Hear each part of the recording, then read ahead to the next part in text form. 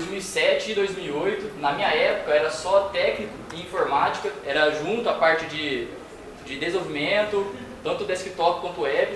Então na verdade o web mesmo a gente nem chegou a ver muito, viu alguma coisa de HTML, pouca coisa de CSS e de JavaScript. E depois disso eu comecei a trabalhar, eu acabei aqui em dezembro de 2008, em janeiro eu comecei a dar aula na Microlins. O engraçado era que uma coisa que eu não dominava de jeito nenhum era Flash. E me contrataram porque eu sabia de Flash, só que eu não sabia tanto de Flash assim. Mas beleza, eu fui.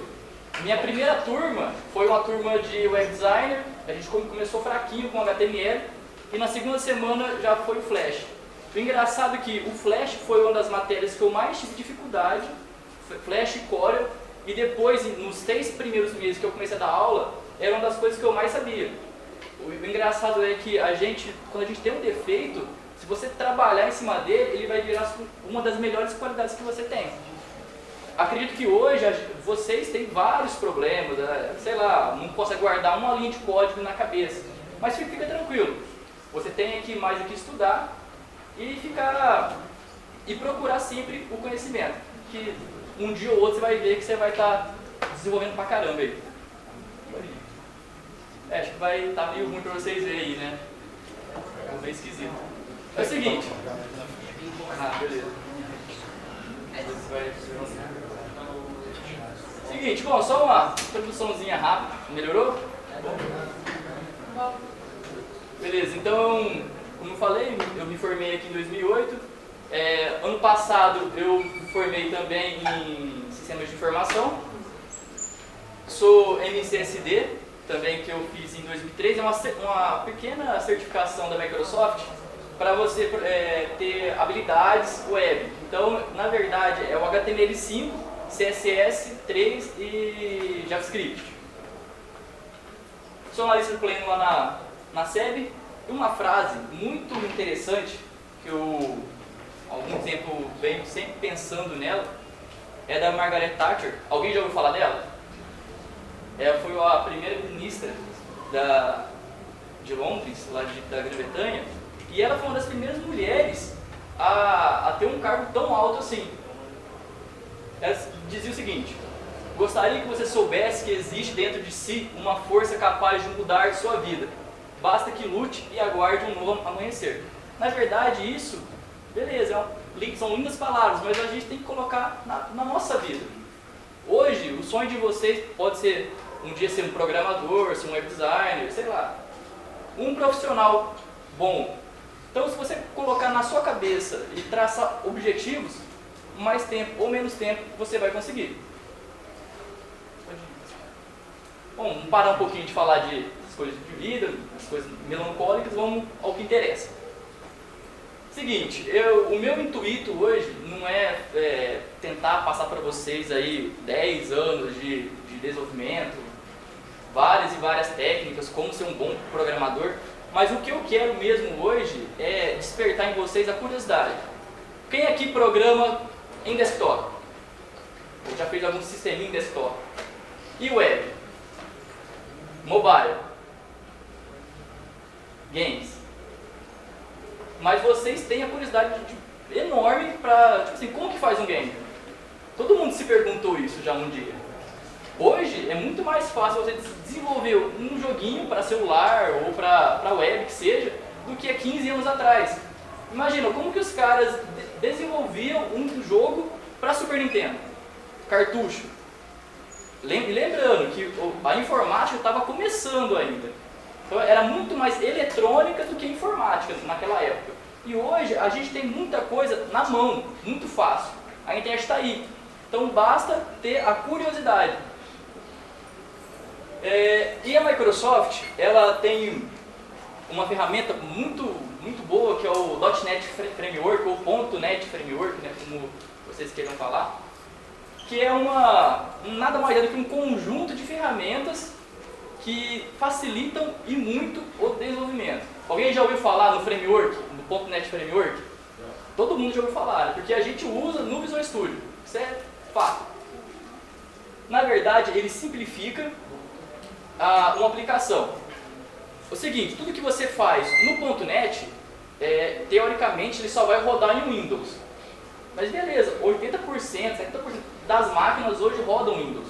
E pra gente é bom. A gente não tem que ficar se preocupando, por exemplo, igual os programadores lá em Delphi antes tinham, que era se preocupar com memória, a alocação em memória do sistema. Hoje o .NET ele veio para quebrar todos esses problemas. Ele tem o garbage collector, por exemplo. Já facilita muito a nossa vida. Então, um problema que é se preocupar com memória, a gente não vai ter. De tempos em tempos ele vai lá e limpa a memória. Fechou? Ele foi lançado dia 13 de fevereiro de 2002. Então, se a gente for parar e pensar, a tecnologia até que um tanto nova. E ele engloba diversas linguagens. No Visual Studio, com o .NET, vocês conseguem programar C++, C#, VB e várias outras linguagens. Seguinte, vocês imaginam como tudo começou? Por quem? Foi Bill Gates e Steve Jobs. Pode ir. Bill Gates, lindo, maravilhoso, sexy, pode voltar lá. Seguinte, ele teve uma grande ideia, que era o seguinte, o cara, ele sempre foi um programador. Só que além de programador, ele é um cara que sabia negociar muito bem. Então ele vendeu um software que ele não tinha para a maior empresa do mundo e fez a fortuna que nenhum ser humano jamais teve em tão pouco tempo. E através desse cara hoje eu sou empregado. A gente tem emprego, a gente tem computadores e tudo mais. Porque ele teve uma ideia que, por exemplo, a Xerox, os gerentes lá da Xerox, eles não queriam que pessoas normais tivessem computadores. Imagina hoje, como seria a nossa vida sem um micro dentro de casa, sem um celular.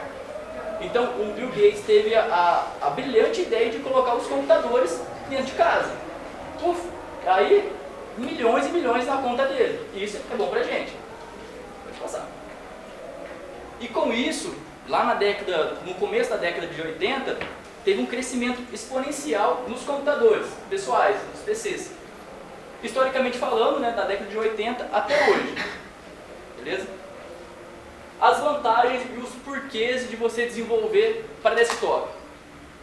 Pelo que o pessoal levantou a mão aí, muita gente não desenvolve em desktop. Mas alguém já tentou abrir o Visual Studio e ver como é que funciona uma aplicação desktop?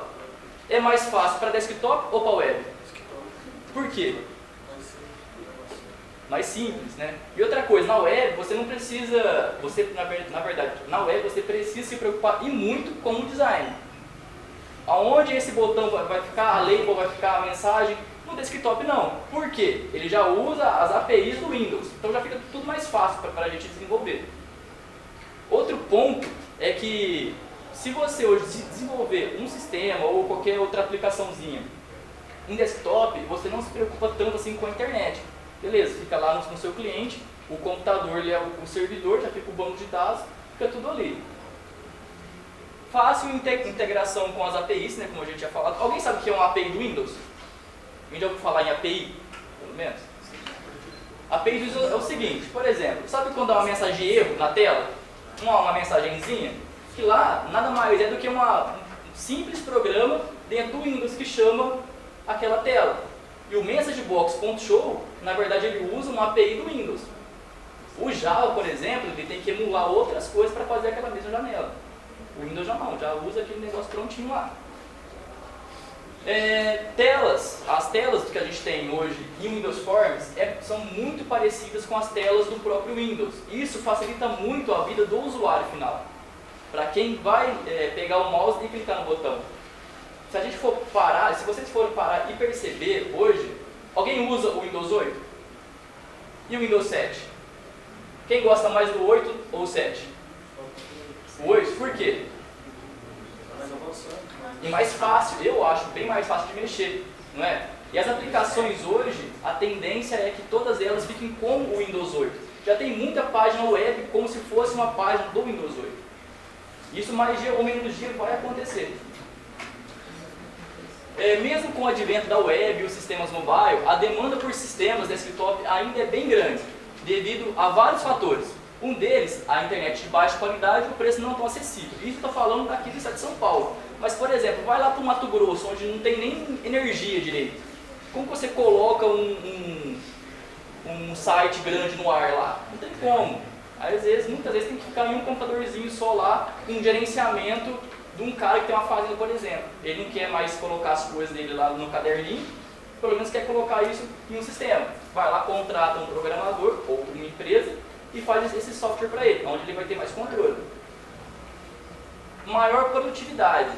Hoje, quando a gente fala em programar para Windows Forms, para fazer telas, é muito mais rápido hoje você fazer uma telinha rapidinho, de um insert bem rápido, do que você fazer uma tela, uma página, que seja. Sistemas mais elaborados. Com a integração que a gente tem hoje, o Windows e o usuário, a gente consegue ter uma produtividade bem maior para o nosso usuário final. E os computadores estão ficando cada vez mais potentes. Alguém já ouviu falar de uma linguagem que chama Clipper? Ou vamos pegar lá, Clipper, COBOL? Beleza. Até esses caras aí não tinha tanta na verdade não tinha nada de interface gráfica. No finalzinho do Clipper que o pessoal veio colocar o mouse. Certo? Tá, beleza, aí o Windows estava começando a vir o Windows 98, chegando o Windows 2000. Então, nessa época, o pessoal foi começar a fazer as telas. E aí, nisso, a gente ganha produtividade. Porque imagina, um cara, quando está fazendo um sistema em Clipper, em COBOL, ele tem que pensar em tudo. Inclusive nos menus. Para você fazer um menu, você tinha que fazer um while para ele ir lá e criar todo aquele menu. Então, você tinha que pensar em cada ação do usuário. Porque o sistema ele fica muito igualzinho. Você tem que pensar exatamente como vai ficar cada parte do seu sistema. No desktop não, você começa já a herdar as coisas.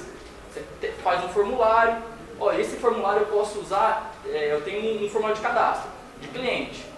Mas tem campos e o estilo mesmo dele é como se fosse o de produtos. Então você já aproveita algumas coisas dele. Então isso se chama herança. Vocês já chegaram a ver alguma coisa em herança aí nas aulas? Herança, polimorfismo, então vai ter. E alguns dias vocês vão ver. Herança é bom, né? E o Visual Studio? Alguém já ouviu falar do Visual Studio? Sim ou não? Sim. Beleza. Qual a versão que vocês usam dele? 2013? 12, 13, beleza. Vocês não chegaram a ver, por exemplo, o 2005. Quando eu estava aqui era o 2005. Era até meio feinho, meio esquisito. Mas ele é uma IDE que a gente ganha muito em produtividade. Porque ao mesmo tempo que você está fazendo um software desktop, você já pode fazer o mesmo projeto, aproveitando as DLLs e as classes e uma parte web, e aproveitar o mesmo recurso para fazer o mobile e quem sabe até fazer o game. Tudo isso numa mesma solução. Com o Visual Studio podemos desenvolver aplicativos do Windows Forms utilizando as linguagens de programação C# ou Visual Basic. Alguém já programou, já viu alguma coisa em Visual Basic? Já ouviu falar de VB? VBzão? Seguinte. Quê? Alguém falou alguma coisa? O VB, cara, é o seguinte, o VB.net, na verdade, ele é uma extensão e uma melhoria do VB e o VB6 lá, que foi a última versão. O C#, muita gente fala que quem programa em Delphi, quem programa em Java, vai ter uma facilidade muito grande em programar em C#, porque a sintaxe é quase a mesma. A ideia ali é a mesma. Depois, se der tempo, eu vou mostrar para vocês só um projetinho VB, para ver como que algumas coisas são diferentes. Alguém tem um probleminha que às vezes escreve uma linha de comando e esquece do ponto e vírgula? No VB, isso não é necessário. O Visual Studio é uma das melhores IDEs. Alguém já programou em Java? Já viu alguma coisa em Java? Já? O que você acha do Eclipse ou do NetBeans? Bem parecido, se for ver. Quase a mesma coisa. Quase a mesma coisa, os dois. Mas você prefere ele ou o Visual Studio? Visual Studio. É bem mais fácil, né? Bem melhor. Eu também. Desktop não é só as telas. A gente está falando muito de tela, mas desenvolver para Windows Forms, para desktop, não é só fazer as telas. Também tem os consoles application. Alguém acha que vocês devem ter visto isso em linguagem de programação, ou algoritmos, alguma coisa assim, que são aquelas telinhas pretas. Na verdade, é igual quando você vai lá iniciar, executar, CMD. Aparece uma tela preta lá, o prompt de comandos. Os consoles application. Muitas vezes você vai ter que fazer, isso eu estou falando quando você está programando para fora, fazendo softwares para algumas empresas e tal. Você tem que fazer algum processamento muito longo e não é necessário, às vezes, você fazer uma tela, por exemplo. Você faz lá no console application. Windows Service. Alguém já ouviu falar em Windows Service? E quando você dá, por exemplo, Ctrl Alt Delete, e você vai lá em processos, e você vê aquele monte de processos do Windows. Todos aqueles processos lá, teoricamente, são uns Windows Service. A gente cria rotinas que, por exemplo, fica startada lá no Windows às 24 horas do dia, fazendo determinadas operações. Por exemplo, alguém já fez uma consulta lá da nota fiscal paulista, por exemplo, no site? Nota fiscal eletrônica, alguma coisa assim? Então imagina uma empresa que tem que fazer várias consultas ao mesmo tempo. Você acha que ela vai perder um cara para ficar lá só digitando CPF ou número de nota fiscal? Não vai. Então ela já cria uma rotina pegando todas aquelas notas, aqueles números de notas do banco de dados, para ir consultando elas de tempos em tempos. Isso é um exemplo de Windows Service, por exemplo. E também tem um tal de WPF, é o Windows Presentation Foundation. Ele é e não é um cara que a gente pode falar que ele é o Windows Forms, porque a gente também pode fazer algumas aplicações WPF em Web Forms também. Por exemplo, a gente vê sempre o mesmo componente de Combo Box, por exemplo. Todo mundo sabe o que é um Combo Box, não sabe? Quando você clica lá naquela setinha, aparecem várias opções. Ah, mas eu quero criar um outro modelo. Eu quero que ele seja azul e quando eu clico seja amarelo. Aí você cria um componente da WPF para isso. Aí, no mesmo cara que você criou, você pode converter ele para ser um componente para web também. Beleza? As desvantagens sempre existem, porque a gente sempre costuma falar das coisas boas de trabalhar com Windows Forms, mas sempre tem uma coisinha que ferra todo o sistema. Rodar apenas em ambientes Windows. Você cria um mega sistema, faz 1 milhão de coisas, mas beleza, só roda em Windows. O seu cliente vai lá e está usando o Linux. Não tem como fazer muita coisa. Porque o .NET Framework ele só roda em Windows. E também tem um problema que eu falei para vocês das APIs do Windows. Muda isso, em algumas versões do Windows tem uma mudança drástica, muito grande. Então, alguns recursos você acaba perdendo entre uma versão e outra. Não são todos, mas alguns você acaba perdendo. Conexões ODBC. Todo mundo conhece o banco de dados SQL Server, não conhece? É bom pra caramba ele. Alguém já ouviu falar em um outro banco de dados? Por exemplo, o Oracle, que é um dos bitelos aí. Oracle, Postgres, essas coisas assim. Às vezes, quando a gente vai fazer algum string de conexão qualquer, assim, com um cara ODBC, e no Windows XP, por exemplo, ele funciona de um jeito. No Windows 7 ele funciona de outro. No Windows 8 vai funcionar de outra forma. Então é uma coisinha que a gente acaba perdendo às vezes. Em muitos casos, os sistemas necessitam de um computador potente. Foi o que eu estava falando antes. Imagina um computadorzinho que tem lá o Windows 98 rodando com um sisteminha de locador em Clipper. Aí o cara liga para você e fala assim, cara, eu preciso de um sistema melhor. O sistema está muito arcaico, está ruim, e eu preciso de algumas funcionalidades, mas eu não acho mais o programador. Você poderia vir aqui e fazer um orçamento para mim? Beleza. Você vai lá, faz um orçamento para o cara, passa o projeto para ele, em 3 meses eu te entrego um sistema com essas características, essas coisas a mais, só que vai ter um problema, você vai ter que comprar outra máquina. Outra máquina para rodar esse sistema é R$2.000. O cara só tem uma locadora. Às vezes, o lucro dele mensal não chega a ser R$4.000. Aí ele já vai gastar uma grana com o computador. Às vezes não é viável. Só que hoje a gente está falando que a gente já tem cartão de crédito, as coisas já estão mais fáceis. Então, nada mais justo do que você colocar um sistema bom e uma máquina boa. Só que você sempre vai ter o probleminha da máquina. Alguma dúvida até agora? Certeza? Certeza? Beleza. Alguém lembra o que é WPF então? Não, né? Beleza. O web. A gente não consegue viver sem ela, né? Alguém consegue ficar um dia sem acessar a internet? Ah, eu truco você. Um dia você consegue. Eu consigo. Ô, louco, cara, como você consegue viver, cara? Você não gosta de internet? Você não livro? Na internet tem vários e-books, cara.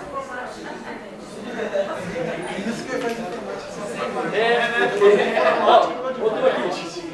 Rapidão, volta aqui. Ó, a web, ela tem um objetivo bem claro, que é interligar computadores e pessoas. A função dela hoje pra gente é essa. Inicialmente, era apenas conteúdo, site de conteúdo. Muita gente aqui faz informática para a internet, não faz? Não. A maioria. Alguns fazem mecânica, enfim. Mas é o seguinte, você já chegou a imaginar como seria uma página de internet sem banco de dados? Tem um site, depois tem até aqui, ó, ali, depois eu vou falar sobre ele, que você consegue ver como que era os sites há anos atrás. Por exemplo, o site da UOL. O site da UOL era o seguinte, era só HTML e só conteúdo, não tinha programação nenhuma nele. Nem JavaScript eu acho que tinha naquela coisa. Cada notícia era uma página. Agora você imagina como que era a vida dos programadores naquela época. Se a cada notícia era uma página. Olha só que coisa maluca. Quando eu fiz o meu site aqui era assim, era uma notícia e uma página. Eu não sabia nada de banco de dados. Mas a internet ela começou assim. E a gente tem que ter essa noção. Porque não adianta você aprender hoje que você está pegando conteúdo do seu banco de dados e jogando com a tela, que você acha que você vai saber tanta coisa assim. Você tem que saber como que isso aconteceu, qual que é toda a evolução que teve. E uma revolução por trás disso. Não havia linguagem de programação alguma, só o HTML. HTML é ou não uma linguagem de programação? Você está em informática para a internet? Você acha que não? Acho que considera HTML. Exato, beleza, tem que falar, eu tenho certeza que não, né? Beleza? Não, mas é isso aí mesmo, o HTML não é uma linguagem de programação, ele é uma linguagem de texto, qualquer, de marcação de texto, certo? Só que quando você desenvolve uma página, um ASP.NET qualquer, um MVC, um PHP, quando ele vai renderizar tudo aquilo, ele vai jogar um HTML por trás, para ficar mais rápido. Só que, de novo, imagina 2001, 2002 e 2003, sendo que não tinha PHP, não tinha nada dessas coisas ainda, não era tão divulgado assim. Era aquele negócio, uma página, uma notícia. Tem um cara aqui embaixo, que é o iSharp.org, depois, no finalzinho da palestra, eu vou passar todos os links lá, no meu e-mail, no meu Twitter, e eu vou disponibilizar a palestra também. Aí vocês pegam esse cara aqui e colocam no site que vocês queiram ver como era antes. Por exemplo, o Orkut. Alguém é da época do Orkut? Você lembra da primeira versão do Orkut? Aquele sitezinho, acho que era azulzinho, né? Era azulzinho. Então, nesse archive.org você consegue ver todas as versões dos sites. Que ele vai, de tempos em tempos, esse site ia lá e tirava um print da tela e guardava no banco de dados. Até hoje, o que mais me impressionou foi o da UOL, Terra, o Globo.com. A UOL, se você ir lá e clicar em 98, acho que é 97, é o primeiro site. Isso é a nível de curiosidade só. É legal. Mas tem vários outros sites gringos também. O web e seus sistemas. Como a gente está falando muito de web e do HTML, teve uma época aí, falaram assim, ó, a gente tem que parar de fazer as coisas só em HTML. Vamos criar uma linguagem de programação para ver o que vai virar. A gente tem que melhorar. Porque enquanto os sistemas desktop iam crescendo cada vez mais, a web está ficando um pouco para trás. Andando a passos curtos. E, de novo, essas linguagens aqui, elas, muitas vezes, ela não teve tanta representação, assim, não teve tantas pessoas usando, mas elas serviram como um trampolim para outras linguagens. A gente tem o Haskell, Python e Java. Alguém já ouviu falar do Python? Pensam que é novo, né? Mas o Python não é tão novo assim. Começou lá atrás. Java, Ruby. Alguém já ouviu falar de Ruby? A gente escuta muito falar em Ruby on Rails, né? Porque o Ruby ele é o precursor aí. O Lua também. Em 94 lançou a ANSI. Em 95 PHP. Alguém já ouviu falar em PHP? PHP é o mais popular aí. Qual que é um site em PHP que vocês conhecem, por exemplo? Um site grande aí. Esse? Facebook é um bitelo aí, um PHP. Em 2000 veio o C#, junto com o Framework 2.0, 1.0, coisa assim. E aí, do ano 2000, 2001, 2002, 3, 4 e 5, surgiu a tal da Web 2.0. Tinha até um comercial da Telefônica, acho que uns 2007, 2008, que falava tanto da Web 2.0. Por quê? Porque a internet naquela época, em muitos lugares, era discada. Então, para você ver um site com conteúdo grande, por exemplo, um YouTube da vida, com a internet discada não dava para você ver um vídeo por noite. Eu tinha que ficar lá um dia e meio carregando um vídeo para você ver um vídeo de 3 minutos. Aí as companhias de telefonia começaram a introduzir ainda mais a banda larga para a vinda do Web 2.0. Com a Web 2.0 veio também vários outros conceitos. Nós programadores, eu e o Vermelho programador, a gente acaba perdendo o espaço para os bonitão web designer. Isso que é o ruim, porque a gente faz o serviço grosso do negócio, a gente vai lá, faz o botão funcionar, ele vai lá e coloca um estilo no negócio. E o cara leva todo o crédito. Isso que é o ruim. Por quê? Não, cara, é ruim isso daí às vezes, é muito ruim. Só que é o seguinte, né, cara, o cara, ele sabe lidar com cores, eu não, eu sei lidar com códigos. Alguém quer ser web designer? Alguém gosta de ser web designer? Assim, pensa em ser web designer? Tem facilidade com cores? Você tem? Tem? Então beleza. Estuda pra caramba CSS, JavaScript, jQuery, você vai saber. Então, falando um pouquinho aí da Web 2.0, as páginas passaram a ter mais vida, sites mais bonitos. Igual eu falei antes, era só HTML.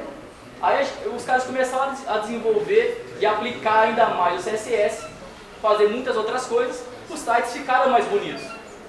Aí, alguém já ouviu falar do Flash? Flash Players, coisa assim? Então, aí o pessoal começou a colocar o CSS, HTML, Flash e muitas outras ferramentas para melhorar cada vez mais as páginas. Com isso, a partir de então, queremos cada vez mais fazer sistemas web com aparência e funcionalidade de sistema desktop. Isso aí que cabe no livro. Porque o cara vê alguns componentes que funcionam tão bem em desktop, e quando ele fala, a gente está desenvolvendo para a web, o cara quer a mesma coisa. São ambientes totalmente diferentes e componentes totalmente diferentes. Novas linguagens e metodologias surgiram, entre elas o ASP.NET e o ASP.NET MVC. Se tiver alguém que estava aqui na palestra que eu dei no passado sobre ASP.NET e ASP.NET MVC, vai saber da diferença que eles têm. Vocês hoje, quem faz informática para a internet, está fazendo tudo em webforms, não está? Agora imagine você pegar e parar de usar os ASP dois pontos button, por exemplo, colocando o ID, e começa a usar mais as tags HTML, misturando isso com a linguagem C# Razor. Não é tão difícil assim. Eu prefiro fazer muito mais, desenvolver muito mais com o MVC, porque acaba sendo até mais produtivo e você tem um controle maior sobre o HTML gerado. Porque não sei se vocês já chegaram a ver, quando você faz uma página lá, usando uns panel, umas coisinhas mais bonitinhas, e vai ver lá o inspecionar elementos, ele começa a colocar umas tags que você nunca viu na vida. Uns content placeholder, umas coisas assim. No MVC não tem nada disso. O que você coloca lá, das tags HTML, é o que vai ser gerado. Então você sabe que quando você colocar um jQuery, um JavaScript ou um CSS, vai ser o nome daquele componente. Você não vai ter que ficar adivinhando qual é o nome daquele componente que você estava querendo estilizar. O que ganhamos com isso? Então beleza, já veio a internet 2.0, os designers vieram e quase que tiraram o meu emprego, fizeram um monte de coisa. Mas o que a gente tem qual é o nosso lucro? Desenvolvimento ágil na plataforma.net. Hoje, com o Visual Studio, falando aí um pouquinho ainda do Visual Studio, a gente consegue, por exemplo, você já tentou fazer algum JavaScript ou colocar algum CSS sem olhar na internet? Colocar de cabeça? Sim, por exemplo, background color, hashtag e o hexadecimal da cor. No Visual Studio, ele já dá isso para você, que a gente fala que é o IntelliSense. Então ele já tem essa integração.